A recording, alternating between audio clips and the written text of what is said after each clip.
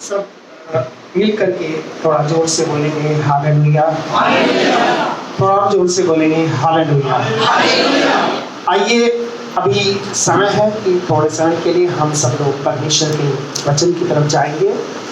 और बाइबल में से एक पुस्तक है, मलाकी की पुस्तक, इसको हम लोग निकालेंगे और इसके 3 अध्याय को हम लोग खोलेंगे और इसका 6 वचन से लेकर 12 वचन तक हम थोड़ा सा पढ़ेंगे और इन वचन हम सब लोग ध्यान करेंगे।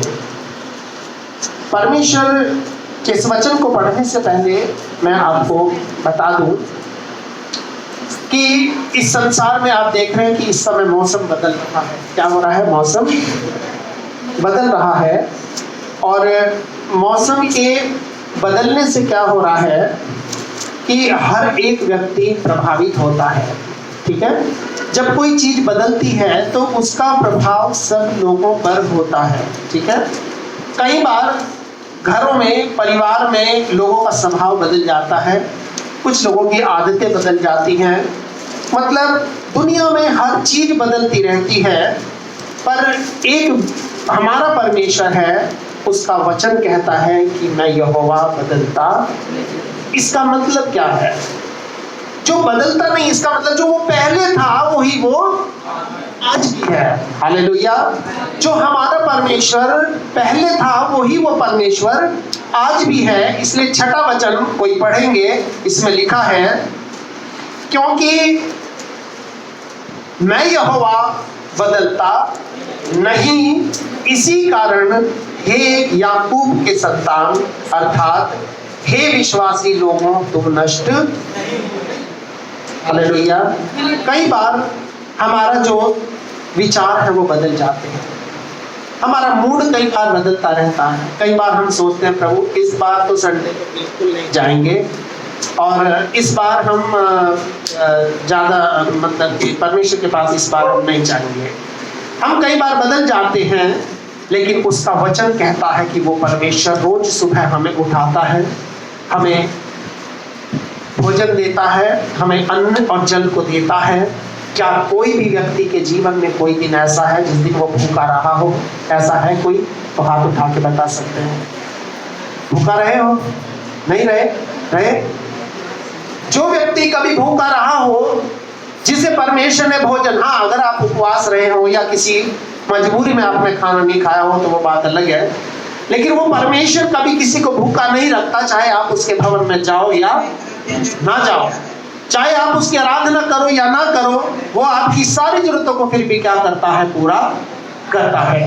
परमेश्वर के वचन के अंदर लिखा है कि क्योंकि मैं यहोवा कभी बदलता नहीं हूं। वो वही परमेश्वर है जो पुराने नियम के समय में एक विधवा की जो क्या थी, मैदे की कुप्पी थी या मैदे का बर्तन था, उसके तेल की कुप्पी थी। वचन कहता है जब तक अकाल पड़ा था, ना तो उस विधवा के मैदे में कभी कमी आई और ना ही उसकी कुप्पी का तेल कभी घटा था।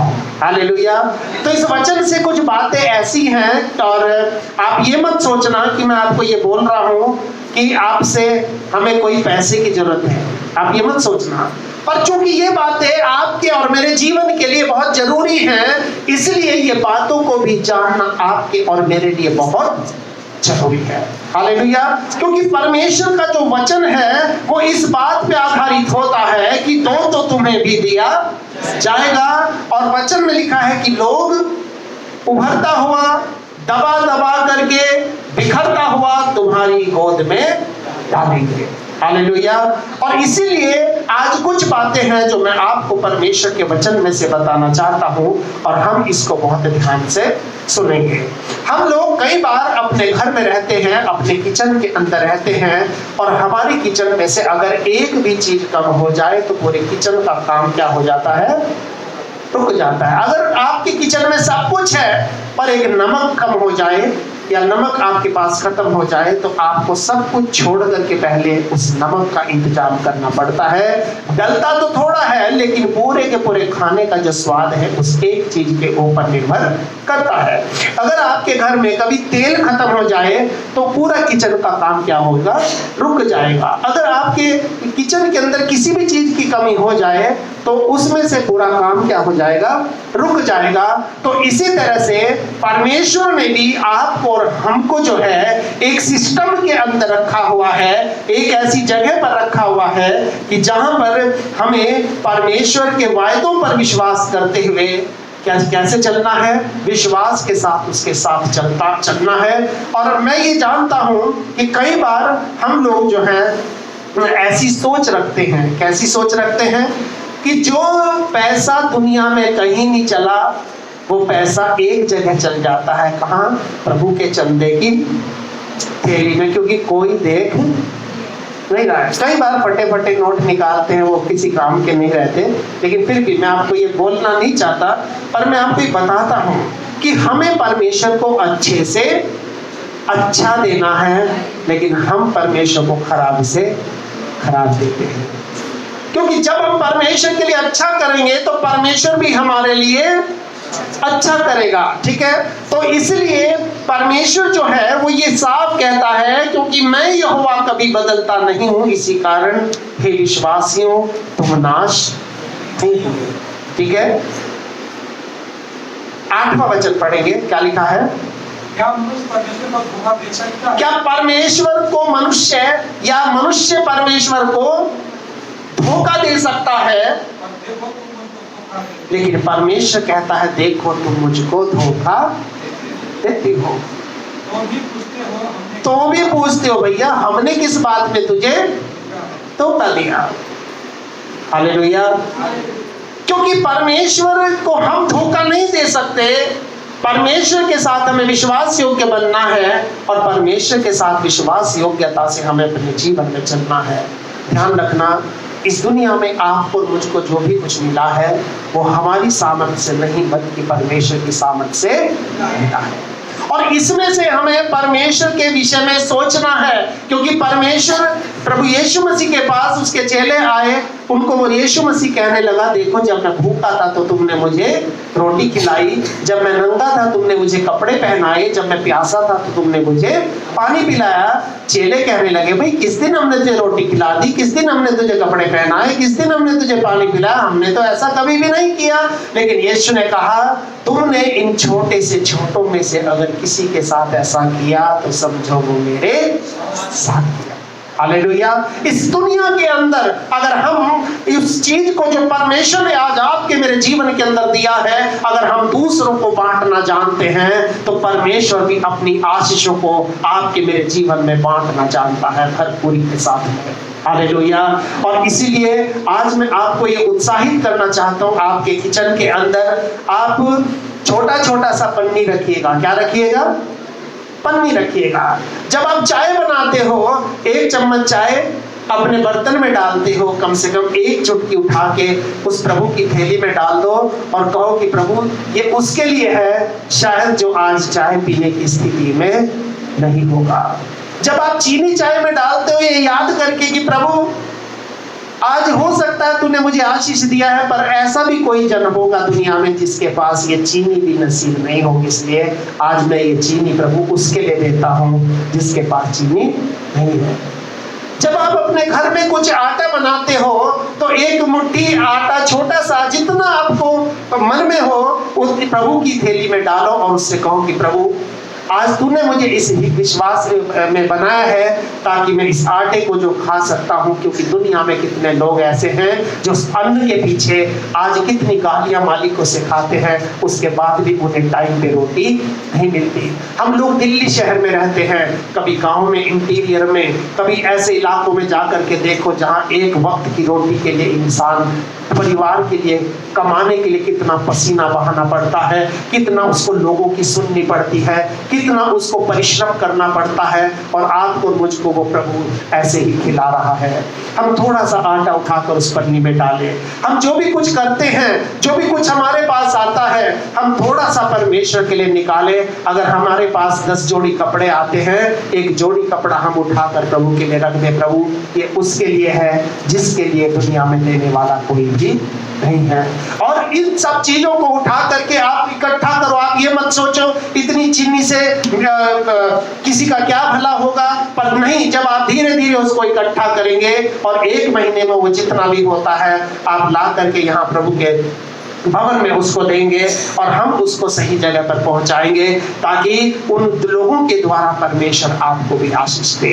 जब कोई गरीब का बच्चा रात को सोता है, अपनी माँ से दूध मांगता है और उसकी माँ कहती है बेटा दूध तो है पर चीनी नहीं है, आप समझ सकते हो उस बच्चा जब वो रोता है, बच्चे को नहीं मालूम चीनी कहाँ से आएगी, और माँ का दिल क्या होता है, बहुत दुखता है।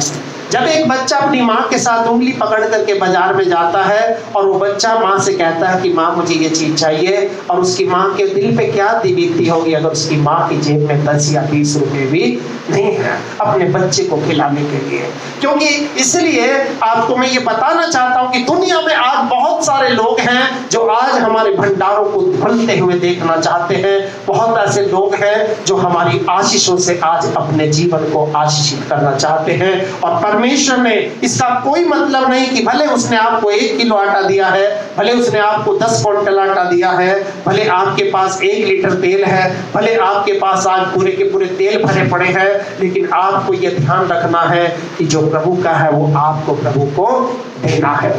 हालेलुया।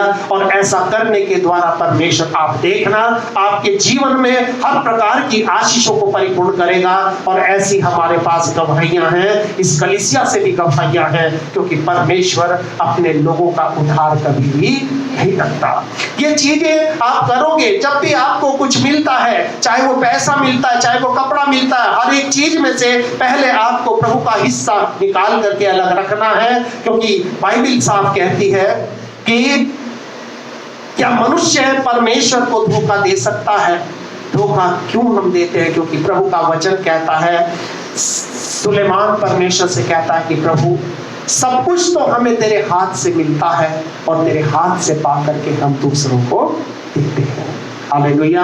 हमें सब कुछ आज परमेश्वर की ओर से मिलता है। अगर परमेश्वर ना चाहे आपका बिजनेस एक दिन नहीं चल सकता, अगर परमेश्वर ना चाहे आप एक दिन भी नौकरी पर फालतू नहीं जा सकते, अगर परमेश्वर ना चाहे तो एक दिन भी आपके पास पैसे आने की जो उम्मीद है वो सोर्स सब क्या होंगे, बंद होंगे।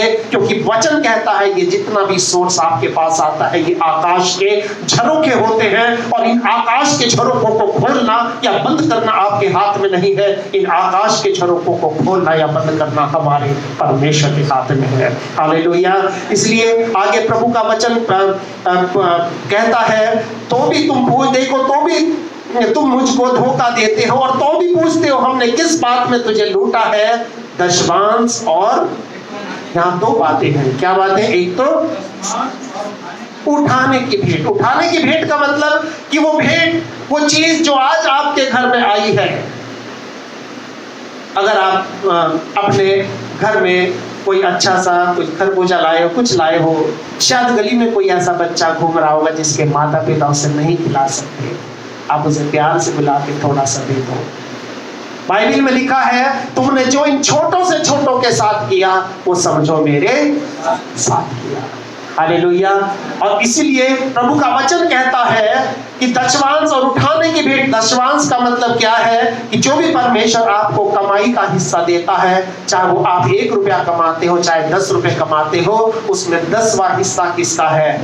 परमेश्वर का। जिसके बारे में ना तो आपको सोचना है, जिसके बारे में ना आपको कोई प्लानिंग करनी है। कई बार हम प्लानिंग करते हैं, क्योंकि जब एक बार मेरे पास कुछ मोटे पैसे आए थे, मैं सोचने लगा कि प्रभु थोड़ा बहुत तो दे देता हूँ, लेकिन मोटा देते हुए थोड़ा सा दुख हो रहा। फिर मैं सोचने लगा, पादरी के पास तो बहुत पैसा, उसे क्या जरूरत है? मैं सोचने लगा, पादरी के पास तो गाड़ी भी है, उसे क्या चाहिए? पादरी के पास तो ये भी है। पर प्रभु ने उस रात मेरे से बात की कि भाई, उसने कहा कि तुम ये पादरी को नहीं दे रहे, ये तुम परमेश्वर को दे रहे हो।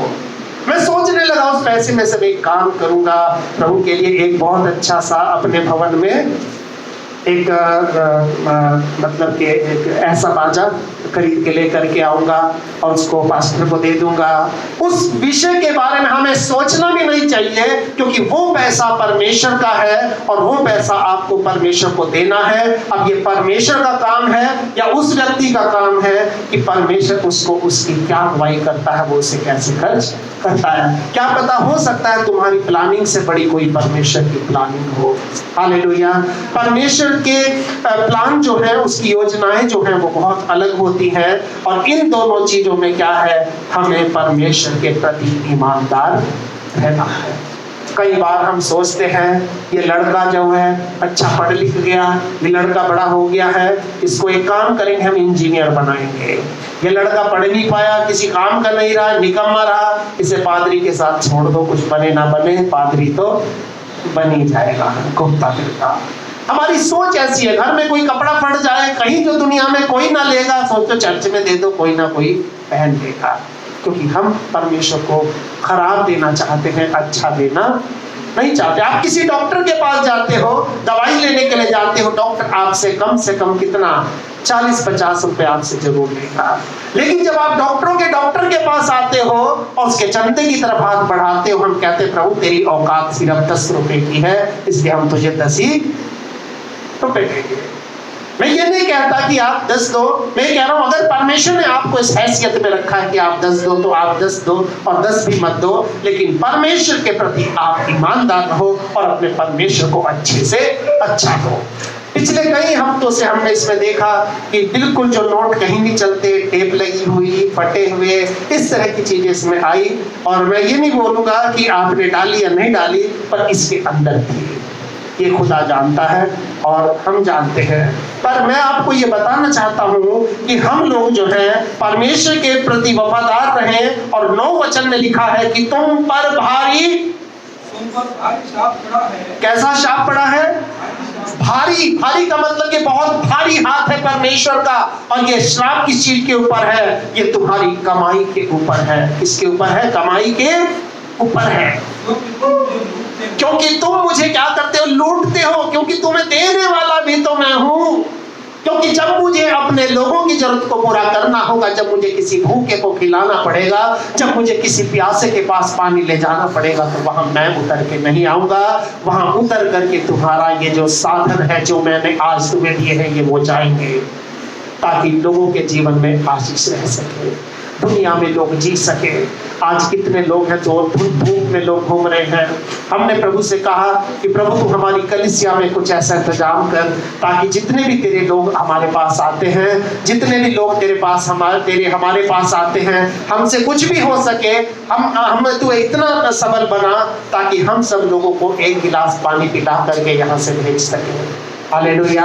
और परमेश्वर का वचन कहता है जो मेरे नाम से तुम्हारे लिए करेगा, वो समझो मेरे लिए करेगा। और परमेश्वर किसी का उधार नहीं रखता। परमेश्वर हमारे इस कलीसिया में बड़े बड़े काम करता है, बड़ी आशीषों को देता है। परमेश्वर ऐसे भाइयों को, ऐसे बहनों को लोग हमारे लिए उठाता है, जो ला करके सबका सब जो एक ही आदमी पूरा कर देता है। हालेलुया। और ये क्यों होता है? क्योंकि वो लोग परमेश्वर से डरते हैं। वो इस भारी श्राप के नीचे आना नहीं चाहते। तुम पर भारी श्राप पड़ा है क्योंकि तुम मुझे लूटते हो, वरन सारी जाति ऐसा ही करती है। और 10वां वचन ध्यान से पढ़ेंगे, क्या लिखा है? सारे दशमांश भंडार में ले आओ कि मेरे भवन में भोजन वस्तु रहे। मेरे भवन में भोजन वस्तु रहे, जहां पर मेरा नाम चले, जहां पर मेरे साथ मेरे लोग चले, वहां से कोई भी भूखा वापस जाने ना पाए। हालेलुया। ये परमेश्वर की आवाज है, ध्यान रखना। क्योंकि यीशु ने कहा था, जब इतनी सारी भीड़ यीशु के पास थी, चेले कहने लगे प्रभु इतने सारे लोगों को हम कहां से खिलाएंगे, इतने सारे लोगों के लिए कौन इंतजाम करेगा? लेकिन यीशु ने कहा तुम ही इनको खिलाओगे। हालेलुया। तुम ही इनको खिलाओगे, क्योंकि ये तेरे पास आए हैं, ये तुम्हारे पास आए हैं। चेले कहने लगे एक काम कर, शाम हो गई, इनको जल्दी से विदा कर दे, अपने गांव में जाए, अपने भोजन को खरीदे और अपने घर जाए, क्योंकि हमारे पास इनके खिलाने के लिए नहीं है। लेकिन यीशु ने कहा तुम ही इनको खिलाओगे। हालेलुया। आज आप और मैं जब परिवार के रूप में यहाँ पर आते हैं, हम इस बात को ध्यान रखें। उसका वचन कहता है सारे दशमांश भंडार में ले आओ। क्यों ले आओ? कि मेरे भवन में भोजन वस्तु रहे, यानी कि वहां पर आने वाला कोई भी व्यक्ति भूखा न जाने पाए, वहां पर आने वाला कोई भी व्यक्ति प्यासा न जाने पाए। मेरे भवन के अंदर भोजन वस्तु रहे। और सेनाओं के यहोवा का ये कहता है, हाँ क्या कहता है, करके मुझे परखो और ऐसा करके मुझे परखो कि मैं आकाश के आकाश के झरों का मतलब अननोन सोर्स, एक ऐसे साधनों को जिनको तुम नहीं जानते कि तुम्हारे पास लौट करके परमेश्वर कहां से पैसा भेजने वाला है। हालेलुया।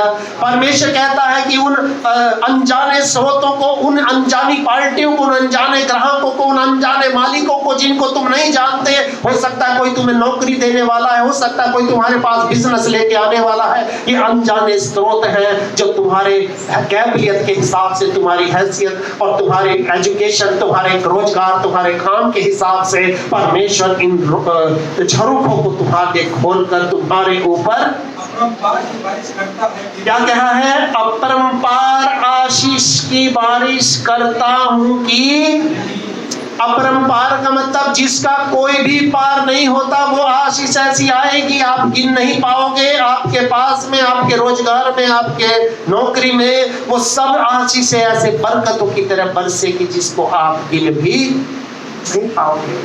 हालेलुया। परमेश्वर का ये वचन हमें बताता है कि हमें परमेश्वर को कह रहा है कम से कम ऐसा करके मुझे परखो। और ध्यान रखना, मैं आपकी नहीं अपनी बात बता रहा हूं। मैंने आज तक प्रभु के लिए जो भी किया है, परमेश्वर ने मेरा तो उधार नहीं रखा है। परमेश्वर के लिए आप कुछ भी करेंगे, अपने दिल पर हाथ रख करके कहना कि जब आपने कभी प्रभु के लिए कुछ करा होगा तो परमेश्वर ने आपका उधार कभी भी नहीं रखा होगा। परमेश्वर अपरंपार आशीषों को आपके लिए खोल देगा। और 11 वचन को पढ़ेंगे, क्या लिखा है? मैं तुम्हारे लिए नाश करने वाले को, यानी कि एक नाश करने वाला है जो हमारे पीछे घूमता है, हमारी नौकरी को नाश करने के लिए, हमारे बिजनेस को नाश करने के लिए, हमारे काम को नाश करने के लिए, हमारे धन को नाश करने के लिए, हमारे स्वास्थ्य को नाश करने के लिए एक चीज है, वो शैतान का हाथ है जो हमेशा हमारे पीछे घूमता रहता है। और उसका वचन कहता है मैं तुम्हारे लिए नाश करने वाले को ऐसा भुड़कूंगा, ऐसा उसे डांट दूंगा कि वो तुम्हारी भूमि की उपज को नाश नहीं करेगा। हालेलुया। तुम्हारी जो भूमि की उपज है, जो तुम्हारे बच्चों के लिए है, जो तुम्हारे परिवार के लिए है, जो तुम्हारे लोगों के लिए है, उसको परमेश्वर संभाल करके रखेगा। और ध्यान रखना, 10वां हिस्से में से एक हिस्सा हो सकता है आप प्रभु को ना दो, पर 9 हिस्सा फिर शैतान ले जाएगा, ये नाश करने वाला ले जाएगा। और फिर आप उस एक ही हिस्से को खा पाओगे और बाकी का हिस्सा कहीं डॉक्टर के पास चला जाएगा, कहीं इधर उधर चला जाएगा, हम उसको इस्तेमाल भी नहीं कर सकते। और लिखा है कि तुम्हारे लिए नाश करने वाले को ऐसा घुड़कूंगा कि वो तुम्हारी भूमि की उपज को नाश नहीं करेगा। और तुम्हारी दाखलताओं के फल कच्चे, दाखलताओं के फल कच्चे गिरने का मतलब क्या है? कि हमारी मेहनत बेकार होना। दाखलता में जब फल लगते हैं और वो अगर कच्चे गिर जाते हैं तो इसका मतलब उन फल का आना या ना आना बेकार है। दाखलताओं में जब फल लगते हैं तो किसान उसमें मेहनत करता है, और हम सब लोग अपनी अपनी दाखलताओं में, अपने बिजनेस में, अपनी नौकरी में, हर जगह पर हम मेहनत करते हैं। पर कई बार क्या होता है, उस मेहनत के पूरे होने से पहले ही वो मेहनत हमारी क्या हो जाती है? बेकार हो जाती है। हम कई बार अपने लिए काम ढूंढते हैं, मालिक के लिए बहुत मेहनत करते हैं, नौकरी करते हैं, लेकिन जब पैसे तनख्वाह का टाइम आता है तो मालिक भाग जाता है, मालिक मना कर देता है या मालिक भगा देता है। कई बार जब बिजनेस का टाइम आता है, हमसे पार्टी वाले कहते हैं भाई ये सैंपल बनाओ, ये सब करो, हम पूरा मेहनत करते हैं, सब कुछ बनाकर उसके सामने रखते हैं, लेकिन उसके बाद वो हमारा ऑर्डर फेल कर देता है। हमारी सारी मेहनत क्या हो जाती है? बेकार हो जाती है। एक बच्चा पूरे साल भर अपने पढ़ाई के लिए मेहनत करता है, पूरी उसमें ताकत झोंक देता है, अपना रात दिन एक कर देता है, जब उसको एग्जाम देता है वो सब करके आ जाता है, लेकिन जब घर पे रिजल्ट आता है तो उसका नंबर नहीं आता। इसका मतलब उसकी मेहनत बेकार, उसका दाखलता के फल कच्चे गिर जाते हैं। कई परिवारों में जो है महिलाओं को जो है बच्चे होने का समय होता है और उनको गर्भ होता है, लेकिन जब उसके जन्म का समय आता है उससे पहले ही उसका बल बच्चा गिर जाता है। ये क्या है? ये भारी शाप है। और वचन कहता है कि मैं तुम्हारे लिए नाश करने वाले को ऐसा भुड़कूंगा कि वो तुम्हारी भूमि की उपज को नाश नहीं करेगा। आज आपको और मुझको मेरी भूमि की उपज बचानी है। आपको हमको अपने परिवार की उपज को बचाना है, क्योंकि ये उपज जो है हमारे परिवार को आगे लेकर के चलेगी। ये उपज है जो परमेश्वर ने हमें दिया है, और इस उपज में से थोड़ा सा निकाल कर हमें धन्यवाद के रूप में प्रभु के सामने रखना है और कहना, प्रभु ये वो है जो तूने मुझे दिया था। हन्ना ने कहा कि प्रभु अगर तू मुझे एक बालक देगा तो मैं उसे तेरे सामने क्या करूंगी? अर्पण कर दूंगी। और हन्ना को परमेश्वर ने एक बालक दिया और उसने उसको क्या कर दिया? परमेश्वर के सामने अर्पण कर दिया। हन्ना कह सकती थी, नहीं प्रभु ये बच्चा कहा तो था लेकिन नहीं दूंगी। दुनिया के ताने मैंने जीवन भर सुने हैं, दुनिया की गालियां खाई है, दुनिया ने आज तक मुझे बांझ कहा है, दुनिया ने मुझे अपने पास बैठने नहीं दिया। कभी ना कभी मेरी गोद में एक बेटा आया है, एक बच्चा आया है, और उसको मैं तुझे कैसे दे सकती हूँ? लेकिन हन्ना ने अपने वायदे को पूरा किया। और परमेश्वर का वचन कहता है जैसे हन्ना ने अपने बालक को मंदिर में समर्पण किया, उसके बाद हन्ना के और भी बहुत सारे बच्चे होंगे। हालेलुया। और इसलिए प्रभु का वचन कहता है, तुम्हारी दाख लताओं के फल कच्चे नहीं गिरेंगे, और मैं तुम्हारे लिए नाश करने वाले को ऐसा भुड़कूंगा कि वो तुम्हारी भूमि की उपज को नाश नहीं करेगा। हालेलुया। और आगे लिखा है कि सेनाओं के यहोवा का यही किसका वचन है? ये किसी पादरी का वचन नहीं है, किसी इंसान का वचन नहीं है, ये डायरेक्ट परमेश्वर का वचन है जो आज आपके कानों के अंदर आ रहा है। सेनाओं के यहोवा का यही वचन है। और 12 वचन कहता, तब सारी जातियां तुमको धन्य कहेंगी। सारी जातियां। आज सबसे बड़ी बात यह है कि दुनिया में कुछ खास जातियां हैं जिनको लोग बड़े धन्य कहते हैं। कुछ लोग कहते हैं भैया बनिए होते हैं बड़े पैसे वाले, भैया ये जाति बड़ी धन्य होती है। कुछ लोग कहते हैं जाट लोग जो होते हैं, ये गुज्जर लोग जो होते हैं, इनके पास बड़ी जमीन जायदाद होती है, ये बड़े धन्य होते हैं। कुछ लोग कहते हैं भाई ये पंडित लोग बड़े धन्य होते हैं। कुछ लोग कहते हैं ये बड़े धन्य होते हैं। पर लेकिन परमेश्वर का वचन कहता है, अगर तुम ऐसा करोगे तो सब जातियां, चाहे वो जाट हो, चाहे वो गुज्जर हो, चाहे वो बनिया हो, चाहे वो ब्राह्मण हो, हर एक व्यक्ति तुमको क्या कहेगा? धन्य कहेगा। तब सब जातियां तुमको धन्य कहेंगी, क्योंकि तुम्हारा देश मनोहर देश होगा। और सेनाओं के यहोवा का यही वचन है, तुम्हारा देश, तुम्हारी जगह जहां तुम रहते हो वो मनोहर होगा, मन को हर लेगा। मनोहर का मतलब मन को हर लेने वाला, दूसरों के मन में होने वाला कि प्रभु ऐसा घर मेरा भी होना चाहिए, ऐसा परिवार मेरा भी होना चाहिए, ऐसे बच्चे आज्ञाकारी मेरे भी होने चाहिए, ऐसी नौकरियां जैसी इनकी लगी है मेरी भी होनी चाहिए। तुम्हारा देश मनोहर देश होगा। और सेनाओं के यहोवा का यही वचन है। परमेश्वर अपनी आशीषों से हम सबको भरना चाहता है। हमें परमेश्वर के प्रति विश्वास योग्य रहना है। जैसा हमने भजन संहिता में पढ़ा था कि अगर हम परमेश्वर के प्रति विश्वास योग्य रहेंगे, क्योंकि उसने कहा है कि तुम्हारे बीच में कोई पराया ईश्वर ना हो, क्योंकि तेरा परमेश्वर इस्राएल नहीं जो तुझे मिस्र से निकाल करके लाया है। परमेश्वर ने आपके मेरे लिए बहुत सारी आशीषें रखी हुई हैं। उन आशीषों तक पहुंचने के लिए आप और मुझको उस विधवा के समान करना पड़ेगा। इसने कहा था कि प्रभु का एक जन उसके पास आया था और उसे कहने लगा कि जा मेरे लिए एक रोटी टुकड़ा और थोड़ा सा पानी लेकर के आ।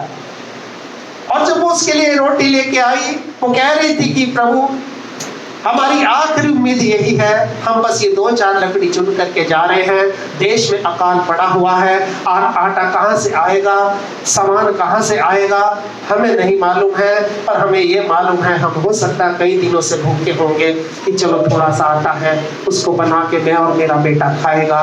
और बाइबिल बताती है कि जब उसने बना करके परमेश्वर के दास के पास लाई, उसने खाया। और वचन कहता है कि जब तक उस देश में अकाल रहा तब तक वो स्त्री और वो परमेश्वर का भक्त और उसका सारा घराना भरपूरी के साथ खाते रहे। ना सिर्फ उस औरत ने खाया, ना उस बच्चे ने खाया, लेकिन उस पूरे घराने ने जो है भरपूरी के साथ उसको खाया। और मैं आपको ये बताना चाहता हूँ, मैं आपको उत्साहित करना चाहता हूँ कि परमेश्वर के प्रति हम वफादार बने। हम कई बार सोचेंगे कि शायद ये 10वां हिस्सा जा रहा है, पर वो जा नहीं रहा है। वो तुम्हारा एक ऐसी सिक्योरिटी में जा रहा है जो आपके 9 हिस्से को ऐसा बना देगा कि जो 90 के बराबर काम करेगा। हालेलुया।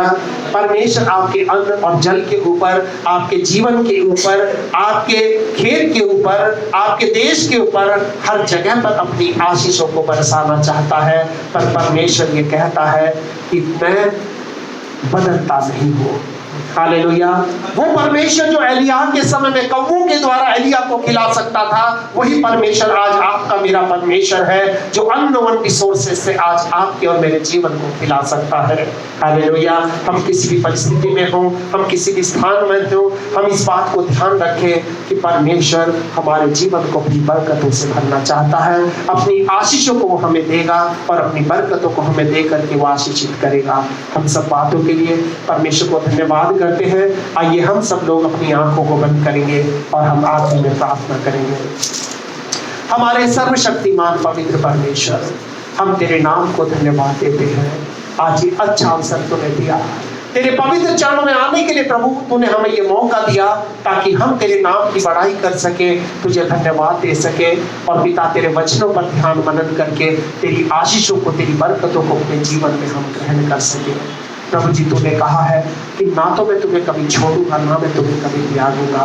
पिता परमेश्वर, हम ये प्रार्थना करते हैं आज अपने वचन के द्वारा अपने लोगों को आशीषित कर, आज अपनी आशीषों के द्वारा अपने लोगों को तू यहाँ से लेकर के जा, उनके हृदयों में, उनके मनों में ये रहे, क्योंकि आज ये यहाँ से खाली नहीं जा रहे हैं। तेरी बड़ी बड़ी बरकतें, तेरी आशीषें पूरे हफ्ते तक जो इनको चाहिए उससे कई गुना दे करके तू आज इनको यहाँ से अपने भवन से भेजेगा। हम तेरे नाम को धन्यवाद देते हैं। पिता परमेश्वर, मैं प्रार्थना करता हूँ इनके जीवन, इनके परिवार को अपनी आशीषों से भर दे, अपनी बरकतों से भर दे, और जो भी कुछ इनके जीवन के लिए आवश्यक है पिता अपने स्वर्ग भंडार से पूरा करके इनको भी आशीष से परिपूर्ण कर। सारा आदर महिमा आपको देते हैं और सब कुछ तेरे हाथ में हम सौंप देते हैं और धन्यवाद देते हैं पिता, क्योंकि तूने हमारी प्रार्थना को सुना है।